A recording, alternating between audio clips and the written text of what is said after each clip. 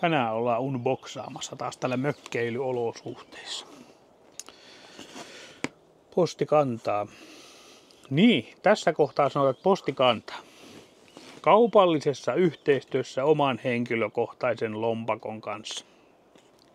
Ihan omalla rahalla ostettuja. Ei ole testikäyttöön saatuja, mutta omaan käyttöön ja tarpeeseen hommattuja. Kaikki tähän mennessä tehdyt videot, mitkä on tehty. Eli ei olla minkäännäköisessä kaupallisessa yhteistyössä minkään tahon kanssa. Mutta vain voinee mainita, että tällaisia laitteita Suomessa myy muun muassa rxtx.fi. Sieltähän nämä melkein kaikki radiokamppeet on minulle tullut. Laatikon sisällä on laatikko. Eli jos myyään ammattilaisille, niin sitten myyään tämmöisessä mustassa laatikossa. Kaupallisesti myyään tämmöisessä värikkässä laatikossa, missä on hirveästi kaikkea tekstiä, niin kuin scan, skip ja SPR-mittari ja sisäänrakennettu voksi ja mitä kaikkea täällä oli, 3 vuoden takuuta ja värinäyttöä ja AM/FM/SSB. Eli laite on President George 2, eli Yrjö 2. Suomeksi sanottuna. Takakannessa on kauhea kuva tai kauhea määrä kuvia tai nappuloita, mitä täällä on. En ymmärrä ehkä puoliakkaan vielä noista, mutta eiköhän ne ole nyt muutaman kuukauden sisään selvinnyt. Tämä on kyllä veikkaan semmoinen laite, että tätä ei niin kuin tässä unboxauksen aikana saa. Ehkä saadaan jopa kohisemaan tämä laite, että saadaan jonkun näköinen havainto, että minkä näköinen ääni tästä lähtee. Mutta kyllä on toimintoja ja on funktionäppäintä ja on kaikkea muuta mahdollista näppäintä, mutta katsotaan sitten tänne laatikkoon, mitä tää on syönyt. Pääs kameraa vähän lähemmäksi ja alemmaksi. Kato kameran kautta näin, että siellä on jotakin vihreitä. Siellä on, se on tarra. Ponssitarra. No. Manuaali. Englanniksi. Epsanjaksi. Joku kaukomaa. Asennusohjeita, joo. Kauheasti tekstiä. Mistä tää lähti? Kyllä se sieltä lähti. Eli siellä on ilmeisesti itse radiolaite.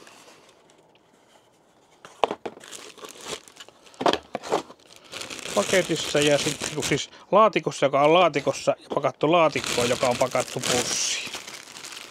Oho, siinä oli pirustikromi. Tämähän on kuin automankka jostakin 80-luvulta. Tämmöisiähän ne oli sillä. Stop OK. Aha. Niin siis joo.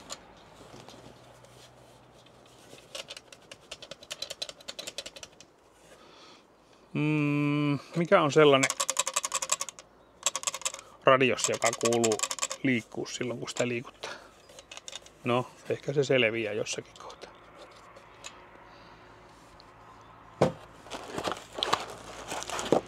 Sitten sieltä lävähtää tuommoinen tarvikepussi.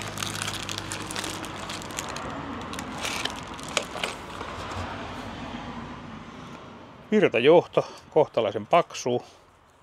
Tähän minun pitää lotota oikeat liittimet, että minä saan sen tuonne minun virtalähteeseen kiinni.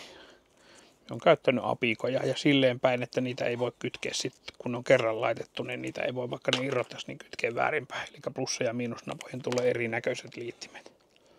Silloin ei tule vahingon vaaraa, että menee plussat ja miinukset sekaisin. Virtajoholla pituutta about metri.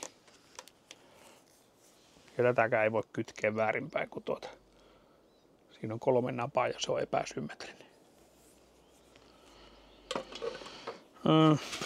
Kiinnitysrauta. Kyllä. Se on niinku tähän kohtaan puoli senttiä liian leviä, mutta siihen tulee varmaan jotain kikkareita väliin. Ja sitten on pussillinen kaikkeen pientarviketta. Tän kun minä avaan tässä terassilla, niin näistä on puolet sit levinnyt tuonne pitkin poikin pihoja ja ne on sitten tuolla terassin laattoja alla. Sieltä löytyy tangetti. 60 mentiin siitä taas, että heilahti. Tää nykymuoti on tällainen, että nämä painaa niinku tyyli 5 grammaa. Lähetysnappi, ylös alas nappi ja sitten itse laitteeseen kiinnitys. Tuota pientarvikepussia minä en tosiaankaan uskalla edes avata tässä ulkoterässillä, että minä kyllä vien sen tuonne sisälle. Ja minusta vähän tuntuu, että minä tarvii siitä oikein mitään muuta kuin kiinnitysruuvit, millä minä saan pöydällä pysymään tämän silleen. Koska kaiutin on laitteen pohjassa, niin sen verran irti maa tuosta pöytäpinnasta, että se ääni tulee sieltä välistä. Eli jokseenkin jotenkin sen niin kuin tyyliin näin. Se sitten tulee tuossa lopullisessa asennuksessa. Tuonne varmaan tulee jotain kumitassuja väliin, koska tää on näin klinksis klonksis. Mutta nyt minun pitää ensin pelastaa minun vanha mokoma tuolta sisältä pois. Tää tulee nimittäin tuonne tukiasemaan, koska tää on SSP-kone. AM/FM SSP. Ja sit minun pitää lähteä etsimään tuonne oikeanlaiset töpselit, kunhan mä ensin varmistan, että minkä näköinen minulla oli plussassa ja minkä näköinen miinuksessa tällä kertaa. Palataan asiaan pian. No niin, nyt ollaan siirrytty tänne pirtin puolelle. Ja kun sanoin, että erilaiset liittimet, niin minä olen itse käyttänyt aina tällaista, että kun tuolta muuntajan puolelta, virtalähteen puolelta, kun tulee johto, niin siinä on aina plussassa suojattu liitin. On se joku pyöreä tai litteen, mutta se on aina suojattu. Ja sitten tämä miinuspuolen liitin voi olla avoin. Nämähän voi aivan hyvin tehdä silleenkin, että toisessa on tämä lattaliitin ja toisella puolella pyöreä. Mutta näihin ei ole mitään standardia ollut, mutta minä olen aina sen laittanut, että minä en laita kahta samanlaista liitintä, koska sitten siinä on se, kun vähän muutetaan kytkentöjä, niin se väärin kytkemisen mahdollisuus. Mutta kuitenkin, siis tämähän on maailman helpoin virtakytkentä. Väri ja loput maihin, mutta kun ei ole kuin värit, niin punainen punaiseen, musta mustaan. Ja virtalähteenä toimii edelleenkin 80-luvun maskotti. Saisi olla 5 ampeeria. Kyllä, ulostuloteho jatkuva. Siinä on virtakytkentä. Toinen pää koneeseen. Sitä ei voi kytkeä väärin. Ja sitten se selvisi se räminän mysteerikin. Ne oli nimittäin nuo virtaliittimen nuo pinnit. Pinnit, mitkä kilisi tuolla. Sitten tulee pihalta antennin piuha. Se kilistellään tuonne paikalle. Se jää pois. Tuossa pikkupussukassa, tarvikepussukassa, minä arvasin sen, että jos sen avaisi ulkona, niin siinä käy just silleen, kun se on tämmöistä kovaa rapisevaa muovia, että kun se ei aukee millään ja sitten kun se aukeaa vähän, niin sitten se on jo niin kuin, kyllähän työ tiedätte, näin. Ja sitten ne on kaikki pitkin pihoja. Mutta joo, siinä on kiinnitysruuvit, millä sen saa johonkin runkoasennukseen tehtyä, eli ruuattua näistä reijistä vaikka seinään kiinni, jos haluaisi. Tai pöytään tai hyllyn alapuolelle. Mutta minä itse jätän sen tähän pöydälle. Ja sitten siellä oli tuommoiset kumitassut. Liimasin ne tänne puolelle, en laittanut radion puolelle. Ohjassa ei varsinaisesti sanottu, että mihin ne kuuluu, mutta minä laitoin ne tuohon. Ja sitten, että minä saisin kuulumaan, että mitä olikin muuten itse asiassa näin päin tämän. Näinpä teenkin.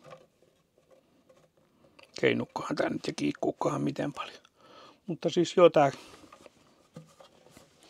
kiinnitysrauta tänne pohjaan, niin sillä saa tehtyä sitten semmoisen pienen kiikauksen tuohon. Katsotaan miten se painopiste asettuu, että jopuks minä laittamaan tän nyt vielä kuitenkin toistepäin. Toistepäin. Niin kuin jouvunkin, tää menee nyt nenälle, jos minä laitan tän näin päin. Käännetään rauta toistepäin.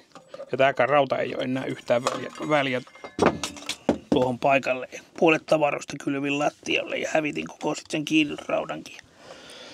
Mites päin minä oli ajatellut tän laittavan?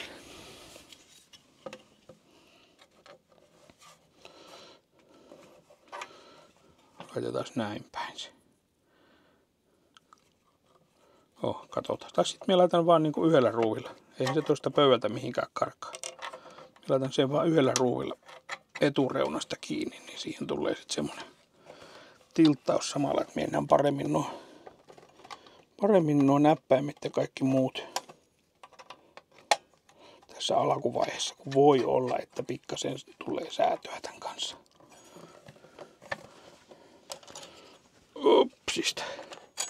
Tangetin ei tarvitsisi roikkua vappaan. Niin, siellä on jopa varasulake. Positiivista. Ja sitten siellä olisi tuolle tangetille. Nuo nyt ei tullut mihinkään. Sehän on nyt niinku siinä. Tuossa kivassa tilttiasennossa. Ja kaiutinkin kuulunee tuolta. Siinäkin oli muuten painonappi. Ei mitään hajua, mitä se tekee. Joo, eli tämmönen rauta löytyisi myös tuolle tangetille. Että voisi ruuvata vaikka johonkin kätevästi seinään. Ja sitten panna tuon kiikkumaan tuohon. Mutta yleensä minulla se on tälleen tukiasema käytössä olluna tässä. Jos ei se tuo kaapeli halua olla niin muokautua, että tämä tippuu lattialle. Voimme ruuvata sen tuohon hyllyreunaankin kiinni, mutta en ole ruuvaamassa sitä ihan ensimmäisenä kiinni. Sitten jos se käy ämpyilemään vastaan, niin sitten minä ruuvaan sen kiinni. Virtajohto on kiinni. Antennijohto on kiinni. Tuosta kai tää starttaa. Sanooko mitään? Oho. Se on heti suoraan kanavalla 11 ja AM. Nyt on kyllä siis oikeasti nuo nappulat on niin paljon vaikeimmat, Ehkä haluan ton piippauksen pois. Onko tuo kohinasalpa?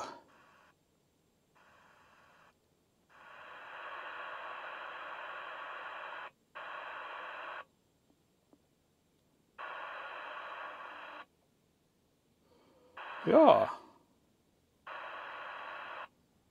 Autoskuels. Joo, siis kyllä. Nythän minä tajusin. Siis kun tää kohisee. Niin kohinasalvan saa käyttöön, kun kiertää myötäpäivän. Se lakkaa kohisemasta. Näin. Mutta jos haluaa käyttää automaattista kohinasalpaa, niin ruuvakin sitä toiseen suuntaan niin pitkään, että se lakkaa kohisemasta. Ja mitä tiukemmalle se ruuvaa, niin sen vaikeammin se automaattinen kohinasalvakki aukeaa. Nerokasta. Enkä edes lukenut käyttöohjekirjasta tätä.